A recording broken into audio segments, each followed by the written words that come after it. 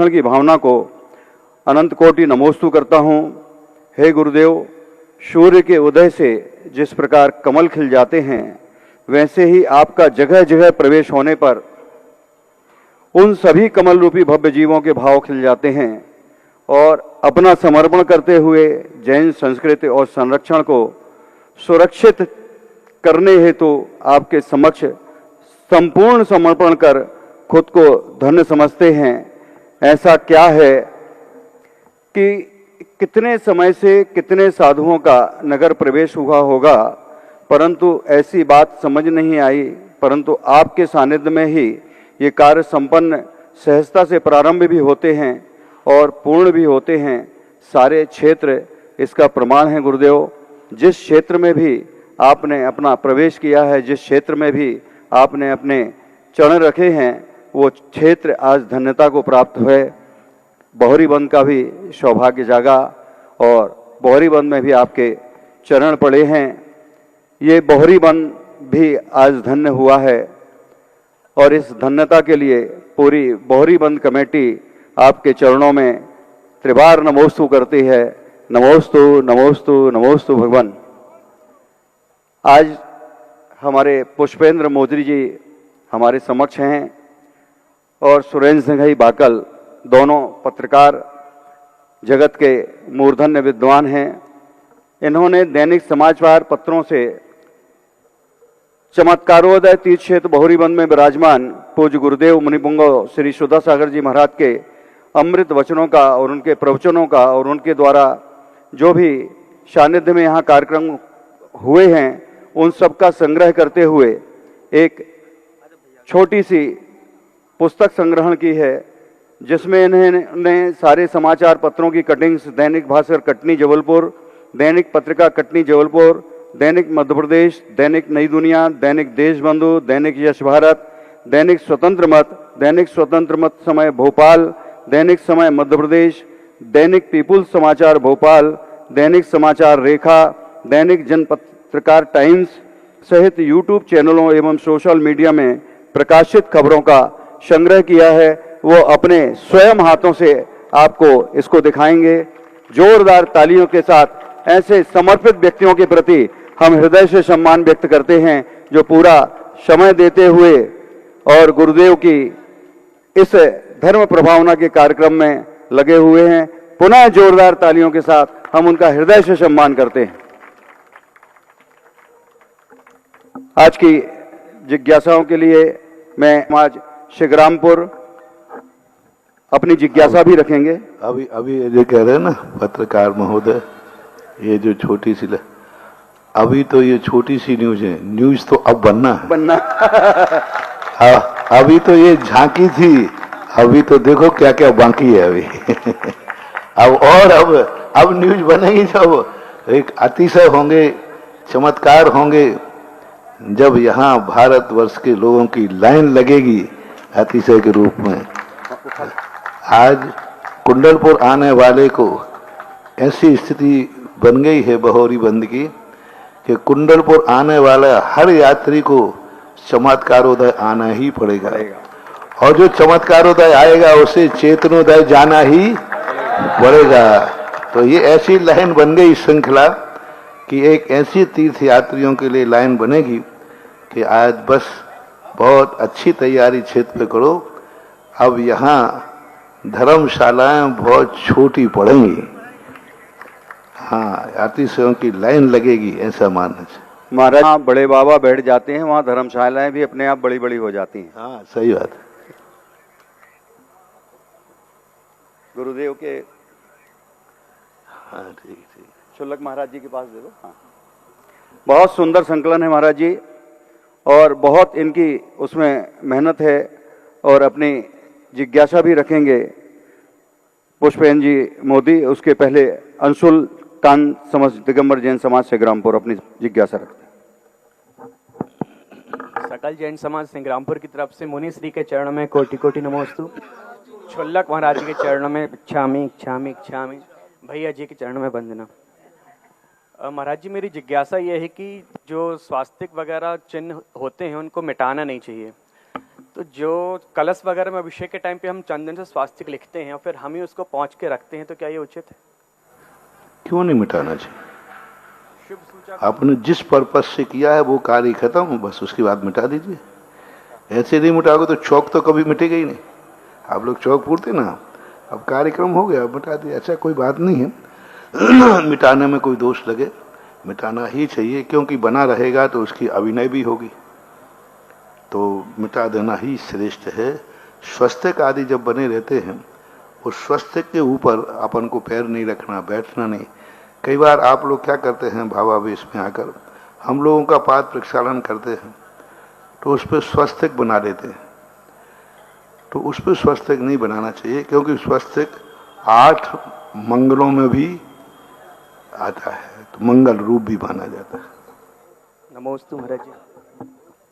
जब सदियों तक धरा पुण्य के 900 पान सजाती है,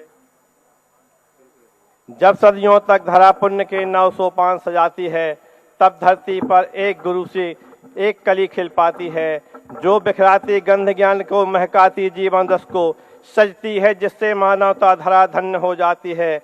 जिनका जीवन तपो अग्नि में कुंदन बनकर महक रहा, जिनका वचनामृत कानों में चंदन बनकर महक रहा, ऐसे गुरु सुधा सिंधु को मेरा 100 बार प्रणाम, ऐसा मेरा 100 बार प्रणाम। तो जगत गुरु के चरणों में नमोस्तु, क्षुल्लक तय के चरणों में इच्छामी के साथ मैं अपनी जिज्ञासा। हे गुरु जी, वाणी में मधुरता, हृदय में सरसता, संकल्प में दृढ़ता, संयम के प्रति आस्था बढ़े, इन कारणों के लिए हमें क्या करना चाहिए?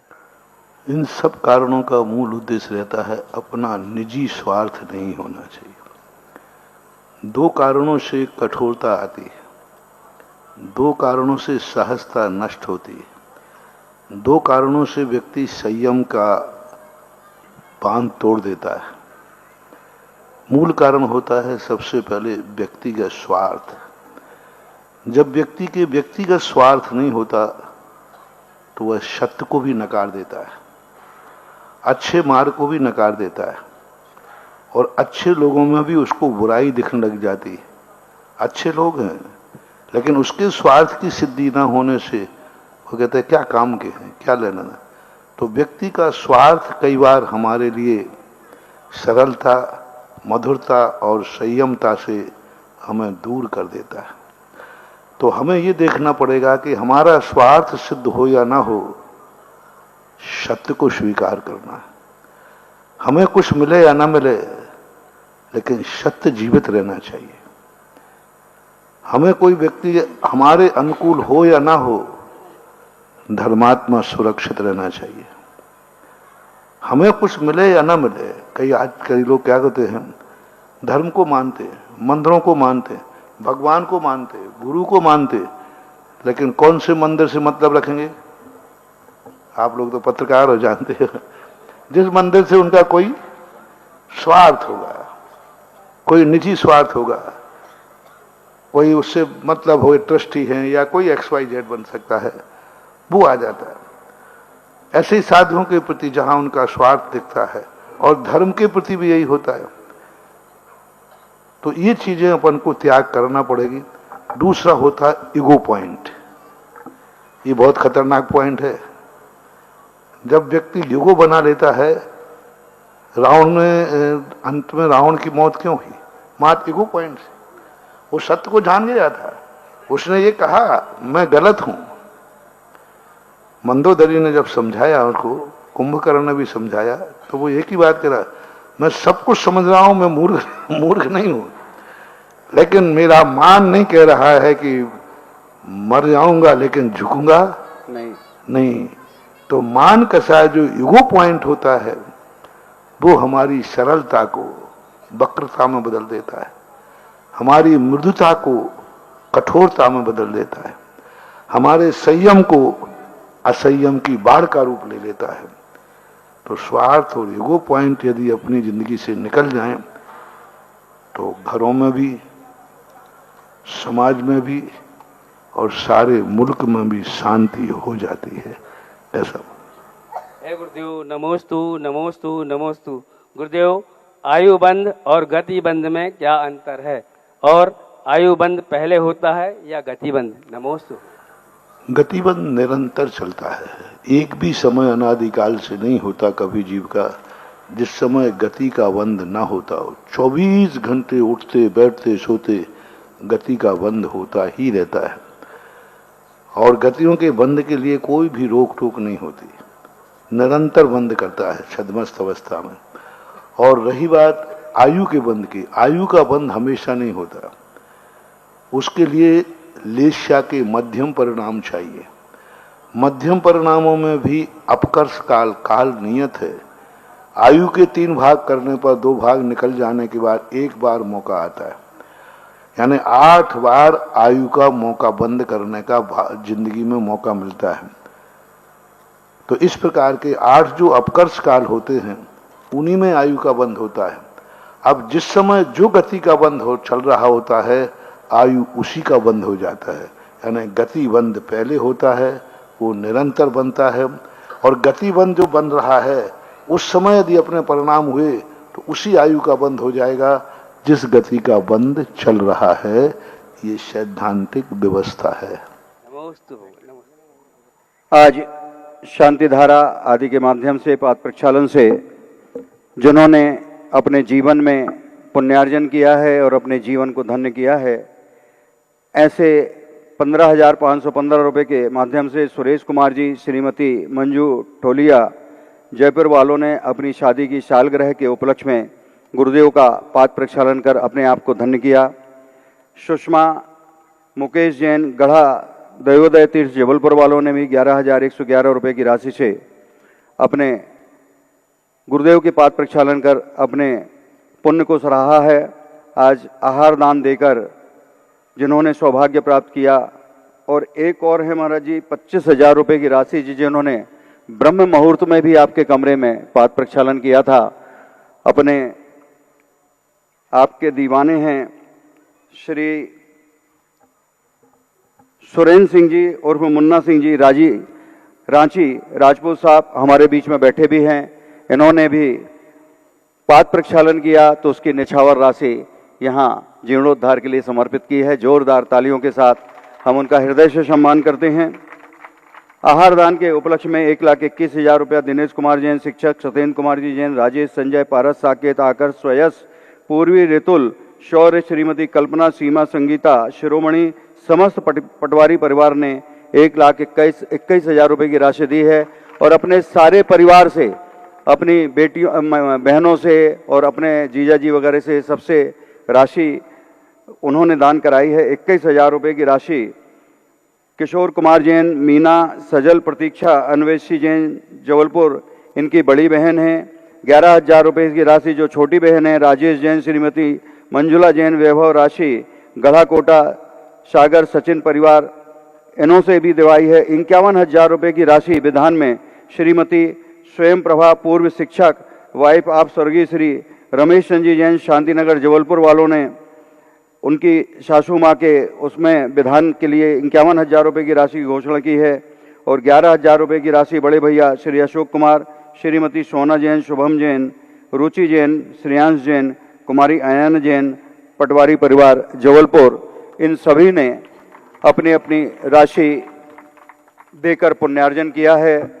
और इन्होंने वचन भी दिया है कि हे भगवान, हम कभी भी बहुरीबंद क्षेत्र के निर्माण से या वहाँ की राशि से कभी पीछे नहीं हटेंगे।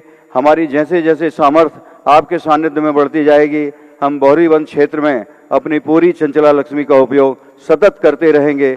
ऐसी परम भावना के साथ उन्होंने जो भावना भाई है उसके लिए बहुत बहुत उनके पुण्य की अनुमोदना। गुरुदेव आपके चरणों में पूरी बहुरीबंद कमेटी, हमारे अध्यक्ष चामुंड राय श्रीमान उत्तम चंद जी, वो तो चूंकि उनकी एक रुकने की सीमा होती है लेकिन अपनी बसीयत यहाँ छोड़ गए हैं। और कोषाध्यक्ष हमारे मनोज भैया हैं, सन्मत भैया हैं, उपाध्यक्ष महोदय बबलू भैया हैं, अजय जी अहिंसा हैं, नरेंद्र जी बाकल हैं और सभी लोग, पप्पू मामा हैं, गोलू भैया हैं, पूरी कमेटी हमारे सामने बैठी है। महाराज जी आपके डॉक्टर कंछेदी लाल जी बैठे हैं। महाराज जी इनने तो हमारे साथ मटर भी छिलवाए हैं। इनने कहा हम कार सेवा भी करवाएंगे आपके साथ। ऐसे परम अनुरागी, आपके परम भक्त आपके चरणों में इस भावना से आए हैं। प्रेमचंद जी प्रेमी, एसडीएम साहब पीछे बैठे हैं, प्रेमी जी महामंत्री बैठे हैं, अजय, सभी लोग, इन सब ने ये भावना भाई है कि हे गुरुदेव, इस उच्चासन मंच पर एक प्रतिमा अकेली लगती थी, एक प्रतिमा से 3 प्रतिमा हुई, पूरा परिकर हमारा बन गया है। अब भाव ये हो रहे हैं कि जितने भी तीर्थयात्री आते हैं वो उन्हें ये समझ नहीं रहती है कि कौन सी प्रतिमा प्रतिष्ठित है और कौन सी प्रतिमा प्रतिष्ठित नहीं है। अतः वो सतत प्रतिमाओं के दर्शन कर लेते हैं। तो कमेटी को ऐसा लगा कि इससे हमें पाप का बंध ना हो जाए कहीं, कि हमने उन प्रतिमाओं के अभी पंचकल्याणक नहीं कराए हैं और लोग दर्शन करते हैं, बाद में उन्हें पता लगता है तो वो कुछ कोसरे भी लगते हैं हम लोगों को कि ये जानकारी आपको देना चाहिए थी। तो कमेटी ने ये निर्णय किया है महाराज जी, पूरी कमेटी ने एक साथ प्रस्ताव, एक मतेन प्रस्ताव पास किया है। लगभग 30 लोग हम लोग यहाँ पर थे, सबको जानकारी दी थी, उसमें 30 लोग हमारे पास उपस्थित रहे। उन्होंने सर्वसम्मति से प्रस्ताव पास किया है कि हे भगवान, आपके परम सानिध्य में यहाँ पर पंचकल्याणक संपन्न हो जाए। मंदिर बनने में जो समय लगे सो लगे।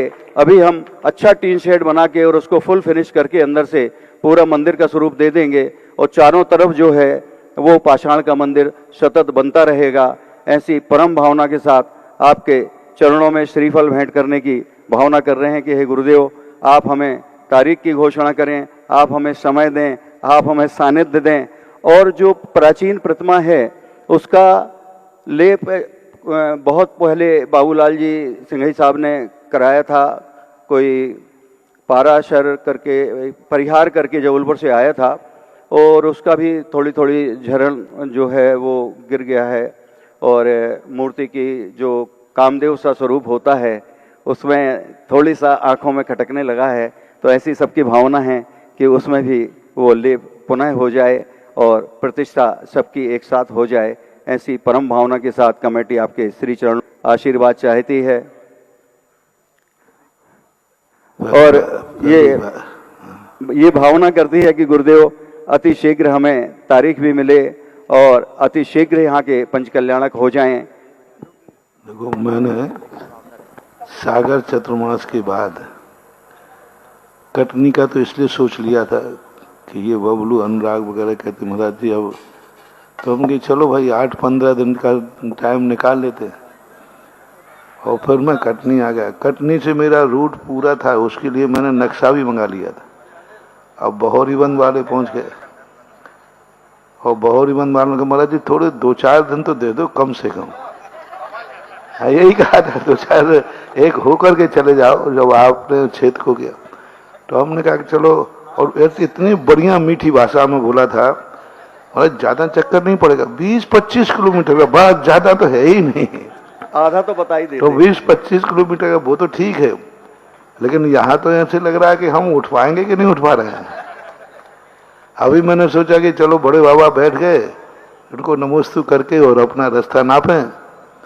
तो अब लोग दूसरे बड़े बाबा आ गए, उन बड़े बाबा ने ऐसा कर दिया कि तुम्हारे भी विचार बदल गए और तुम्हारे साथ हम भी डगमगा गए। गुरुदेव नमोस्तु। आज बहुत खुशी हुई जब आपके चरणों में कमेटी के सारे लोग गए और कमेटी के सारे लोगों ने कहा कि पूज्य गुरुदेव, आपके सानिध्य में पूज्य आचार्य नवाचार्य समय सागर जी महाराज भी आए तो बहोरीबंद के विभाग खुलेंगे। लेकिन जब आप इतने मुस्कुरा करके जब समय सागर जी महाराज का आपने नाम सुना तो आपने कितने प्यार से कहा गुरुदेव कि वो तो मेरे बड़े भैया हैं और हम एक बाप के बेटे हैं और हमारे मन में कुछ नहीं है। वो आएंगे, प्रदीप भैया भी जाएंगे उनको लेने के लिए और ये माहौल बहुत अच्छा होगा। गुरुदेव आज बहुत अच्छा लगा। नमोस्तु गुरुदेव। नमोस्तु। वो तो हमारे भैया बड़े कल भी थे, आज भी हैं और कल भी रहेंगे। बाबू, बल्दियत कभी बदली नहीं जाती। कुछ भी हो वो तो है ही और सबको जाना चाहिए। कटनी के समय भी हमने कहा था, अभी है, सब जाएं, प्रदीप भैया को ले लो और अपना कार्य करें। अब रही बात तारीख की, तो और दूसरे और एक चर्चा आई, यहाँ तुम्हारे बाजू में एक महाराज और हैं, प्रसाद सागर जी। हाँ, वो भी तुम लोगों ने चर्चा की थी कि नहीं? नहीं, तुम लोग चाहो तो मुझे कोई मतलब नहीं, वो तो मेरे भाई हैं। बिल्कुल। हाँ, और वो भी मेरे अनुज भाई तो हैं। और वो भी भाई थे, हैं और रहेंगे। क्योंकि बल्दियत कभी बदली नहीं जाती। तो वो भी महाराज जी हैं, सब आए।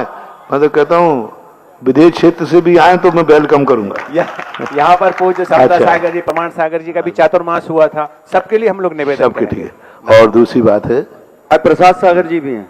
हाँ प्रसाद सागर जी महाराज, बोल दिया ना। हाँ वो तो प्रसाद सागर जी बहुत सिहोरे की तो है जी। और उनकी बहुत, देखो पिछली बार भी उनकी प्रेरणा रही। जब मैं कुंडलपुर आया तो आचार्य श्री से आशीर्वाद के लिए उन्होंने ही कहा कि महाराज जी आप कटनी के लिए जो बात है, जब हम महाराष्ट्र में रामटेक, तब प्रसाद सागर जी का विशेष बात थी कि नहीं आप बहोरी बंद को एक बार जाएं। और बहोरी बंद से उनकी एक आत्मीयता जुड़ी है, स्वाभाविक है क्योंकि वो इसी क्षेत्र के हैं। तो हाँ हाँ अच्छा, कल्याण मल जी, कल्याण दास जी। अच्छा, तो कल्याण दास जी को ब्रह्मचारी को तो मैंने देखा है। जब पहली बार यहाँ आए थे तब कल्याण दास जी जिंदा थे, 80 में रहे होंगे जिंदा, 80 में आते उस समय थे। तो कल्याण दास जी के उनके परिवार जुड़े हैं, आत्मीयता है, तो उनकी विशेष प्रेरणा रही। और अभी सुना है कि कल से जब बड़े बाबा आए हैं तब से प्रसाद सागर जी इतने खुश हैं कि उनको खुशी में ही नींद नहीं आ रही। और बहुत खुशी से उन्होंने कहा बहुत अच्छा, अभी ठीक है। अब तारीख की बात प्रदीप भैया से आप लोगों ने बात की होगी, क्योंकि अब मैं तो सोचता हूँ कि कल ही से शुरू हो जाए, लेकिन अब आप लोग तो कहते हो कि ना थोड़ा समय तो तैयारी चाहिए, समय चाहिए। तो अब फिर उसके बाद होली आ रही है, होली के बाद फिर वो चैत के महीना का कुछ होता है। तो अब तारीख आपने पूछी, क्या पता है? मनोज भैया को मालूम है। दीपावली, दशहरा, होली त्योहार आते हैं और चले जाते हैं, किंतु जहाँ गुरुदेव विराजमान हो वहाँ हर समय त्योहार नजर आते हैं, त्योहार नजर आते हैं। गुरुदेव ये चमत्कार जो क्षेत्र आपने चमत्कार उधर क्षेत्र रखा था, सचमुच यहाँ बहुत चमत्कार हो रहे हैं। जो चीज सोचा भी नहीं था वो सब होता जा रहा है। जब विशाल ये मंदिर देखा, लोगों के मुंह से सिर्फ हाय और वाह ही निकला। और जब मैं सुबह जब पालिश होकर देखा तब तो देखते ही रह गए। और जो बाहरी लोग आते हैं उनको तो विश्वास नहीं होता कि वो समझते हैं कि दोनों प्रतिमाएं प्रतिष्ठित हो चुकी हैं। और यहाँ सामने आकर, ये पालिश नहीं है तो मात्र तेल लगा है, जी जी, जो तिली तेल लगाया था उससे ऐसा हुआ। तो गुरुदेव जो तारीख मिली है वो अप्रैल की 10 अप्रैल से 15 अप्रैल के बीच में भैया जी से प्राप्त हुई है। और गुरुदेव एक बार और बारंबार निवेदन, सभी आसपास के लोगों की बहुत इच्छा है कि गुरुदेव के सानिध्य में हम लोग एक बार मस्तकाभिषेक करना चाहते हैं भगवान का, कलशों से भी और शांति धारा भी। तो गुरुदेव इतवार के दिन यानी कि परसों उसके लिए भी आशीर्वाद। पात्र चयन की तारीख क्या रखे? 14 मार्च महाराज जी पात्र चयन की तारीख दी है प्रदीप भैया ने। वो 14 को होली है, 14 मार्च होली, दिन शुक्र पड़ेगा महाराज उस दिन जी। तो सब फ्री रहते हो? बिल्कुल फ्री रहते हैं महाराज जी, आना फ्री, जाना फ्री और भोजन भी फ्री। ठीक है, 14 को ठीक है। 14 मार्च अभी होली के दिन जी महाराज जी, जी। दिन शुक्रवार पड़ेगा महाराज। ब्रह्मणी तो दूसरे दिन होगी। 14 को धुलेली है।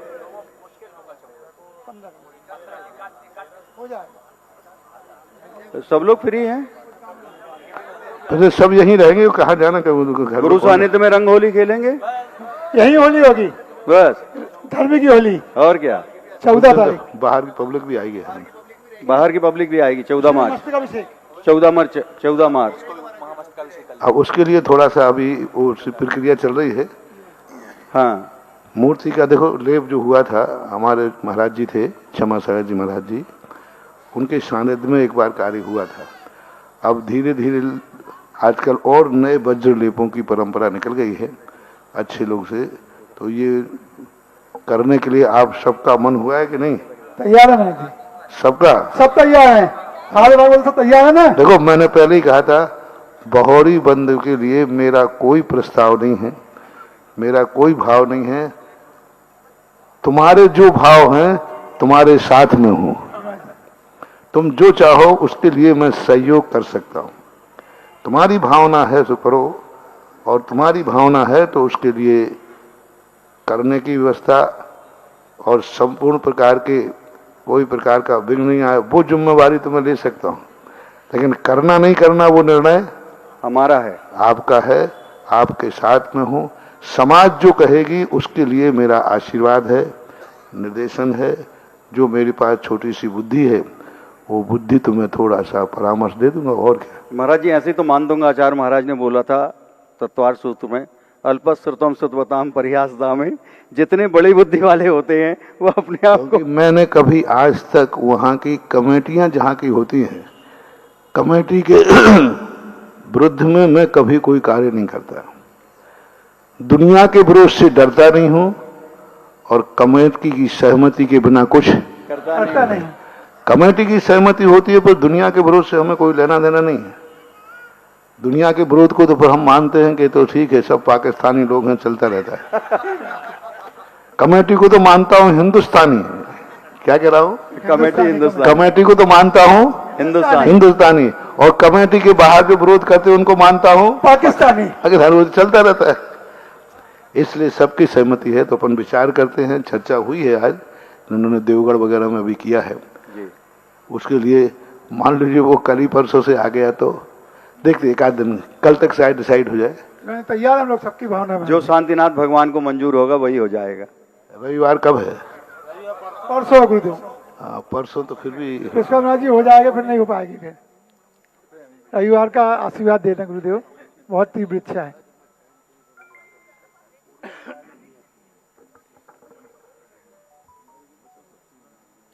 करते बताते थे। गुरुजी समझ के बता देंगे, और वहाँ बबलू भैया की चर्चा भी चल रही है जो लेप करने वाला है। यदि वो आ जाता है तो फिर काम अपन को जल्दी शुरू करना है। अभी 14 तारीख तक निश्चित करना, बोलो। हाँ महाराज जी, 14 तारीख पात्र चयन तय है। बिल्कुल। ऑनलाइन जिज्ञासा में बैठे हुए सभी श्रद्धालुओं को विनम्र अनुरोध है कि 14 मार्च आप अतिशय क्षेत्र बहुरीबंद में अवश्य पधारें। वहां पर जो 10 से 15 अप्रैल के बीच में पंचकल्याणक होने जा रहे हैं, जो बड़ी प्रतिमा विराजमान हुई हैं उनके पंचकल्याणक होने जा रहे हैं, उनके पात्र चयन 14 मार्च दिन शुक्रवार 2025 को सानंद संपन्न होंगे। आप सभी को पूरी कमेटी हृदय से आमंत्रित करती है, आप अवश्य पधारें। नमोस्तु गुरुदेव, नमोस्तु गुरुदेव। हमारे बीच में कानपुर से संजीवनी नेताजी, और जिनको पात्र बनना है वे अपनी मीटिंग करना चालू कर दे। अपने घरों में। हाँ, बहुरीबंद का पंचकर्णक है, उसके पात्र का तो एक अपने आप में हाँ चमत्कार उदय है। तो यहाँ तो पात्रों का चमत्कार ही होगा, ऐसा पूरा चमत्कार है गुरुदेव। महाराज जी यही सबसे बड़ा चमत्कार है कि कहीं कहीं तो मंदिर बन गए और अभी पंचकल्याणक होने का नंबर नहीं आया, और यहाँ तो अभी मंदिर की शुरुआत है, प्रतिमा अभी बैठी हुई नहीं, लेकिन पंचकल्याणक की डेट चल दिया। इससे बड़ा चमत्कार क्या वो तीर्थदार गोलाकोट वाले देखो कितने सालों से मंदिर बना के बैठे हैं, बेचारे चौका लेके आए थे और चले। मंदिर बना के बैठे हैं वो तो कितने नारेली आप देख लो कितने समय से है। हाँ, नारेली है, चमत्कार बहुत है। ठीक। संजीवनी नेताजी, आमोद भाई, बंटी भाई, अनूप भाई कानपुर से हमारे बीच में हैं। जोरदार तालियों के साथ हम इनका हृदय से सम्मान करते हैं। अभी ये आए हैं, गुरुदेव के चरणों में श्रीफल भेंट कर आशीर्वाद ग्रहण करेंगे। और आपकी भावना है कि चामुंड राय जी जो अपनी वसीयत छोड़ गए हैं, उस वसीयत का सम्मान वो करना चाहते हैं। भाई अनुराग जी, अनुज जी का, जिन्होंने इतना बड़ा काम कटनी में चेतनोदय में किया और यहाँ चमत्कारोदय में भी बड़ा पुण्य अर्जित किया है, उनका सम्मान पूरे कानपुर वासी। महाराज जी, अनुराग भैया, अनुज भैया बहुत चतुर है, ये किसी को तेल लगाते नहीं है, लेकिन भगवान को तेल लगाने का मौका है तो छोड़ते भी नहीं है।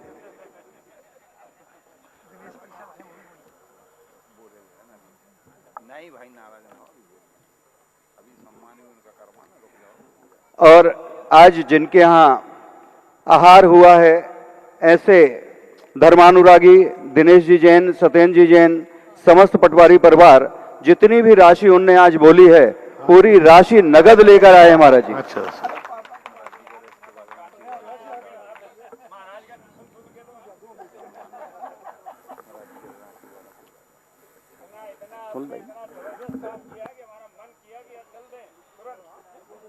महाराज जी, आज पूरा पटवारी परिवार ने जितनी भी राशि बोली है, बहन की, भैया की, जिसकी, चाचा की, दाऊ की, पूरी राशि नकदी लेकर आए हैं, इससे बड़ा पुण्य दूसरा नहीं हो सकता। जोरदार तालियों के साथ हम उनका हृदय से सम्मान करते हैं। और सस्ते में निपटाओगे तो पूरी राशि आएगी? नहीं महाराज जी, वो महंगे में निपटेंगे, उनके पूरे भाव हैं। और हमारे बीच में सुरेंद्र कुमार जी सिंह उर्फ मुन्ना सिंह रांची, गुरु दीवाना परिवार, आ जाए। ये अपने आप को कहते हैं हम तो गुरु दीवाना हैं। आ जाएं, गुरुदेव के चरणों में श्रीफल भेंटकर आशीर्वाद ग्रहण करें, अपना प्रश्न रखें और उनके सम्मान के लिए पूरी कमेटी तैयार रहे। भाई सुरेंद्र कुमार सिंह उर्फ मुन्ना सिंह रांची आए। राजपूत साहब, ये राजपूत हैं और गुरु जी के पक्के दीवाने हैं।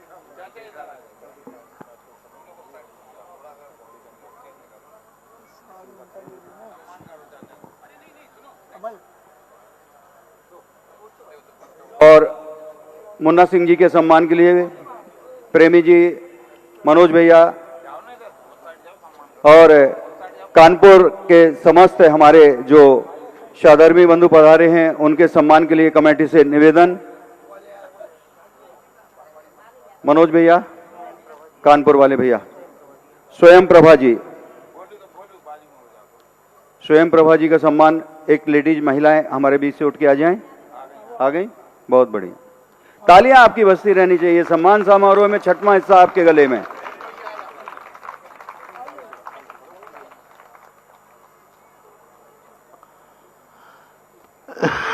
राजपूत जी अपना प्रश्न भी रखेंगे। सुरेंद्र भैया,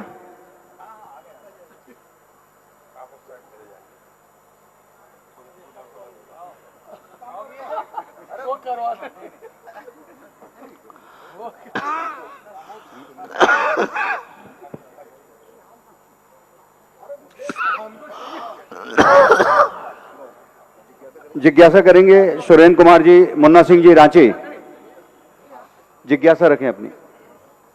और इसके बाद तैयार रहेंगे चंद्र कुमार जैन चिरमिरी।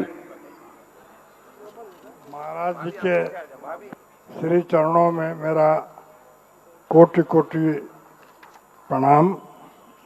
और मंच पर बैठे आगंतुक हमारे साधकगण को बहुत बहुत बहुत बहुत साधन शरण।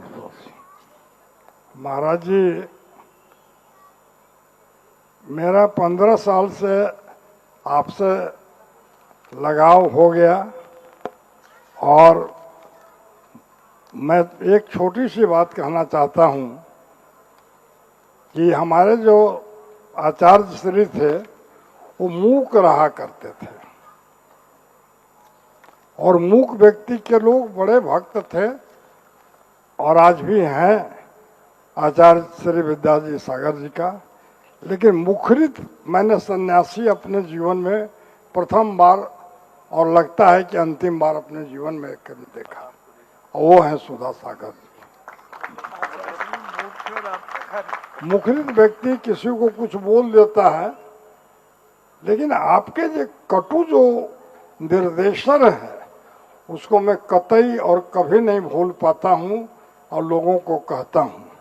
मेरा प्रश्न कुछ भी नहीं है, बहुत सारे सबों का प्रश्न होता है, सबका निराकरण आपने बहुत बड़ा कटनी में किया कि हर व्यक्ति इस जीवन में वही प्राप्त करेगा जो उस पुराने जन्म का उसका जो उसने बीजारोपण किया है। और 1000 बार माथा पटक लो भगवान के दरबार में, वो कतई परिवर्तित नहीं होगा। और इस चीज को मैं लोगों को प्रचारित करता हूँ। मेरा एक छोटा सा निवेदन है कि आप जहाँ जाते हैं वहाँ तो अपने आप तीर्थ बन जाता है, ये कोई नई बात नहीं है। और आप महातीर्थ हैं, सुधा सागर जी महातीर्थ के नाम से मैं आपको जानता हूँ। जीवन की एक छोटी घटना मैं अपनी बताता हूँ आपके चमत्कार का, कि मैं 2014 में मैं जो सो डॉक्टर ने कहा दिया कि बाईपास सर्जरी कराइए 5 दिनों में, तो चौथे दिन ही एम्स में हो गया। और इधर में लास्ट ईयर जो है सो हेड इंजरी हो गया।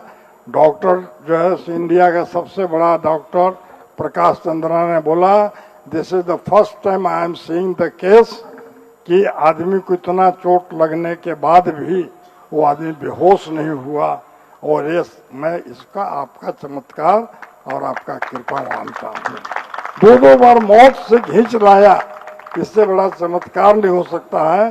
शारीरिक, मानसिक और आर्थिक रूप से मैं सक्षम नहीं हूँ, फिर भी दौड़े दौड़े आपका जो है सो नाम सुना और मैं यहाँ चला आया। कमेटी के लोगों ने कुछ हमें जवाबदेही दी है। इस मंदिर के निमित्त मैं जो है सो अनुराग जैन साहब से वार्ता करूँगा, जो चीफ सेक्रेटरी हैं मध्य प्रदेश के, और ज़रूरत पड़ेगी तो मैं यादव जी मुख्यमंत्री से भी अपना पैरवी करूँगा कि इसका कैसे और कुछ हम कर सकते हैं। मेरा एक छोटा सा प्रश्न है पंडित जी, महाराज जी, बहुत से ज्योतिषियों से मेरा लगाव लगन है।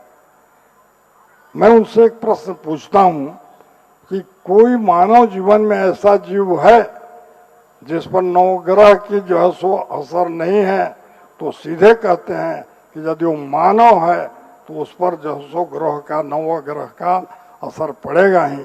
राहु, केतु, मंगल, शुक्र, बुध पड़ेगा।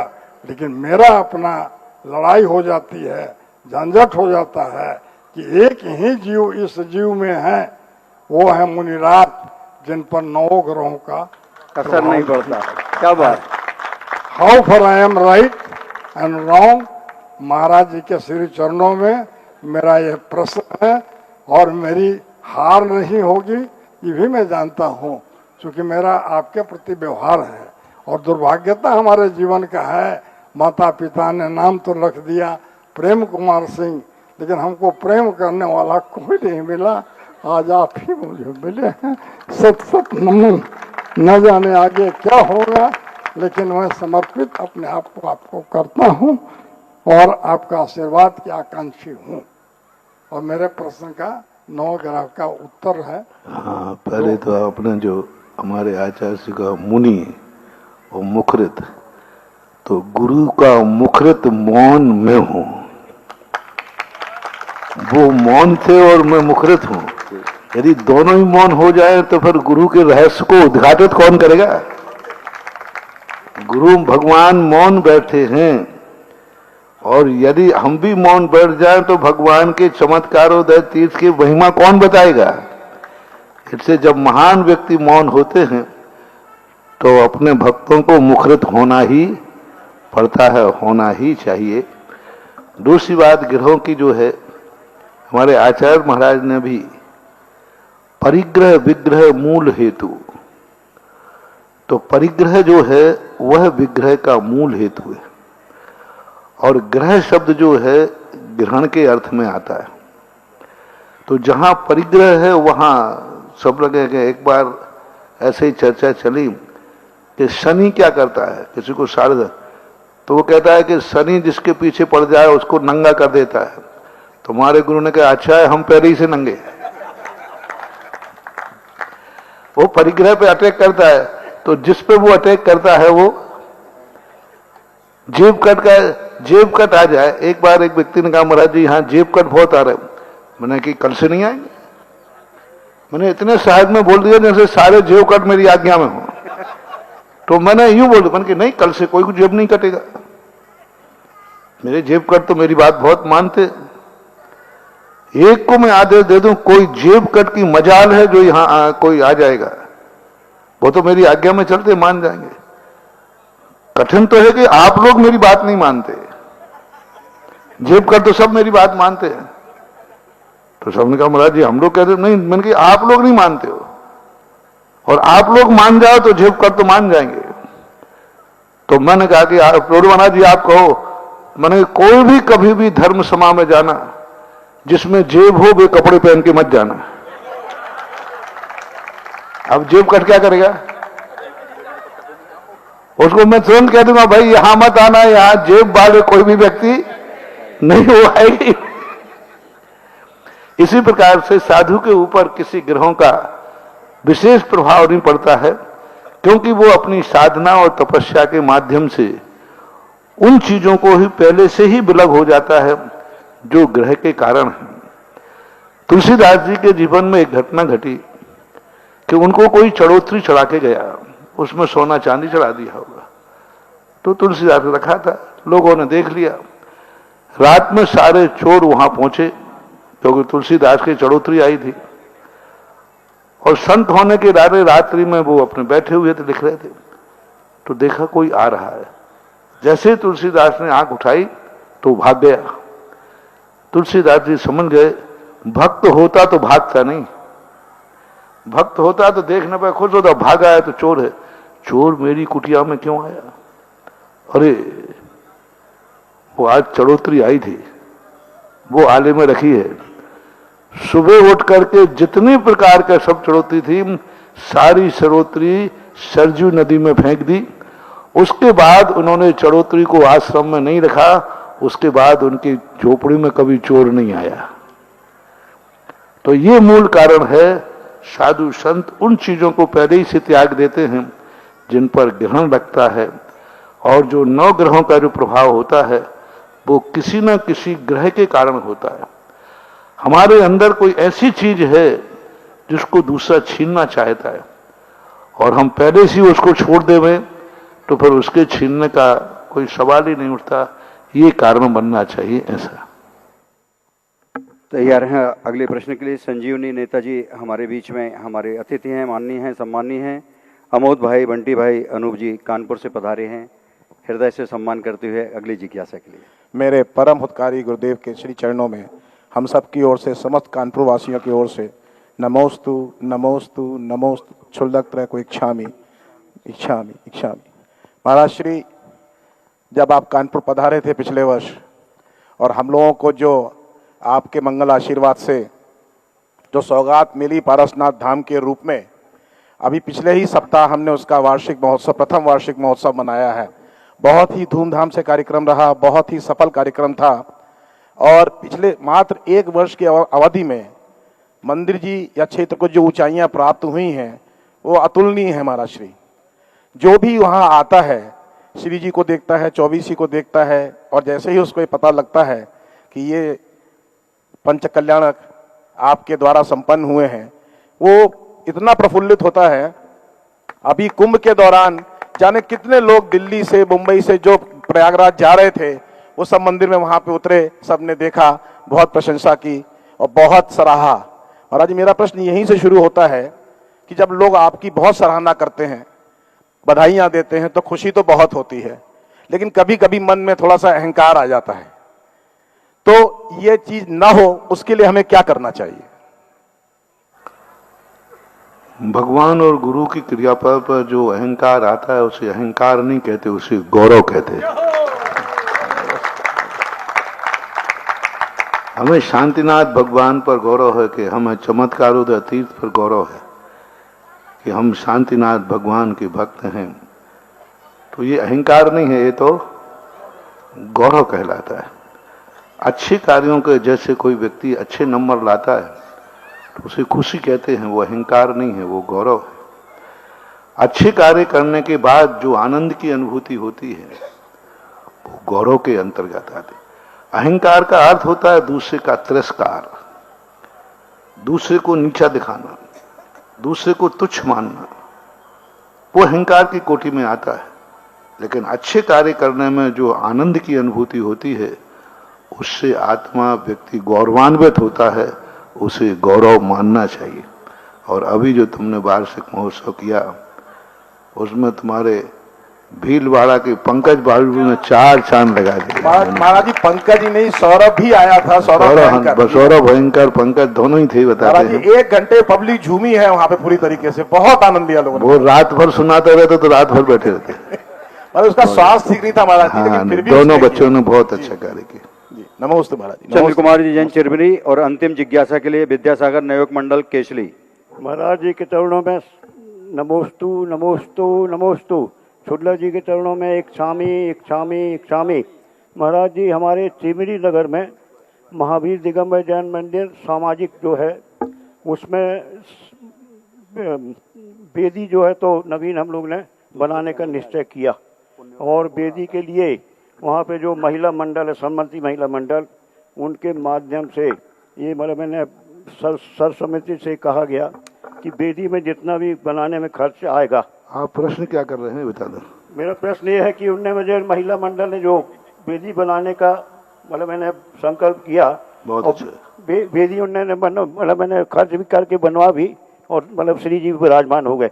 मेरा कहना है कि महिलाएं लोग जो हैं वो क्या है कि श्री जी को स्पर्श नहीं कर सकती, उनका मतलब मैंने अभिषेक नहीं कर सकती, तो इस कार का जो उन्होंने बीड़ा उठाया और ये काम उन्होंने जो करवाया उसके बहुत लिए अच्छा है, अच्छा किया भगवान के। जब हम महिलाओं को वैसे ही सोना चांदी प्रिय होता है, तो उन्होंने भगवान की बेदी के लिए दिया है, तो अच्छा है, उन्होंने बीज बो दिया तो उनको और सोना चांदी के आभूषण बदले में मिल जाएंगे। नवयुवक मंडल केसली, और इसके बाद तैयार रहेंगे पुण्यार्जक परिवार आज का आहार दान पुण्यार्जक आरती के लिए। नमोस्तु महराश्री, नमोस्तु महराश्री, नमोस्तु महराश्री। महराश्री हमारी जिज्ञासा तो है, लेकिन उसके पहले एक पिपासा है, जो पिपासा हम सभी युवक आपके चरणों में समर्पित करना चाहता हूँ एक गद्य के माध्यम से।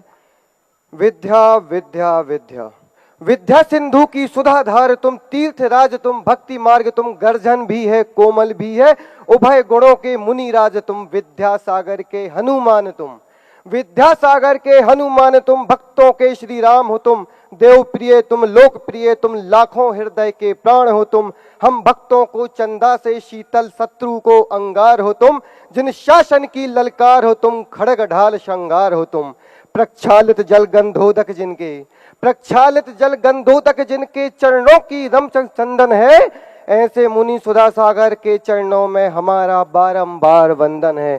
और मुनिवर आपके चरणों में जो मुख्य याचना है हम सब वासियों की, श्रावकों की, कि पुलकित नगर केसली के, पुलकित नगर केसली के हर नर नारी का रोम रोम करते नमन, जिसको निकर नक्षत्र और सूर्य सोम, तप त्यागशील जप अतिशयकारी, मुनि पुंगव से बस एक याचना, हो धर्म हो धन्य केसली के चरणों से तुम्हारे हम भक्तों की यही प्रार्थना।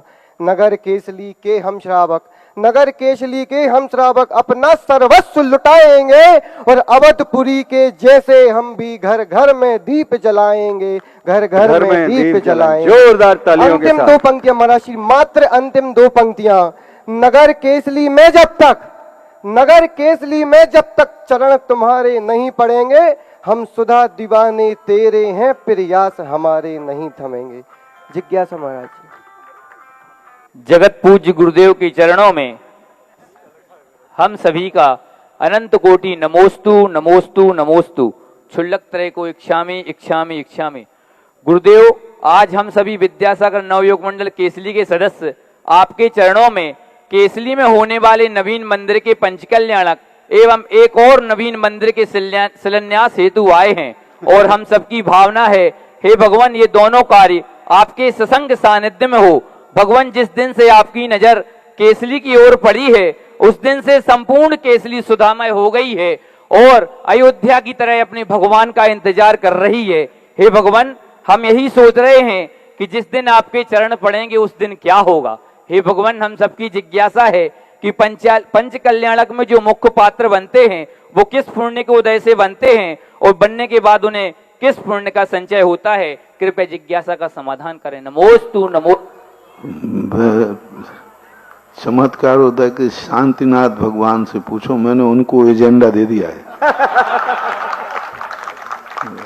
क्या वो उठने की सोचता हूँ, वो उठने नहीं दे रहा, मैं क्या करूं। भगवान से, भगवान तो हमसे हाथ झटक के जा सकते हैं, लेकिन भगवान जब हमारा हाथ पकड़े तो झटकने की हिम्मत हमारी नहीं हो सकती, क्योंकि भगवान तो भगवान ही होते हैं।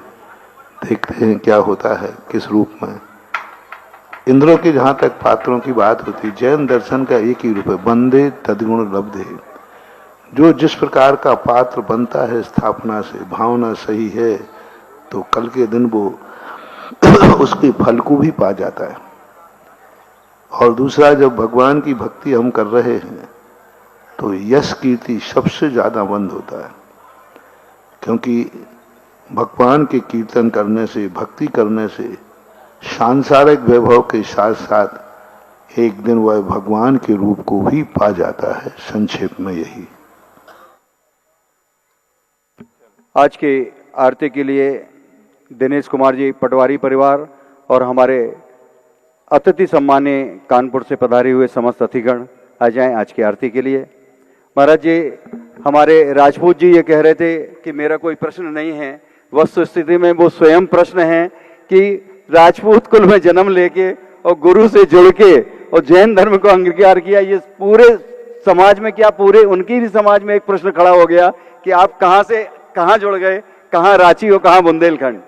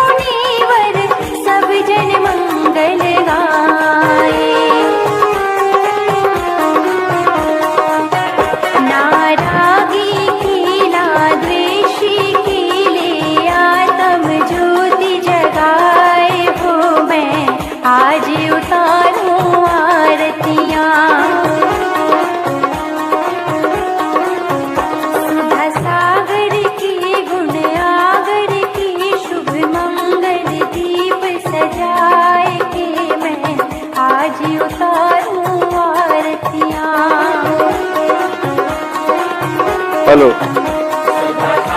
आरती के पश्चात परम पूज्य गंभीर सागर जी वर्णी महाराज जी की मंगल देशना इसी पंडाल से होगी। आप सभी इसी पंडाल पर बैठकर धर्म देशना सुनने की कृपा करेंगे।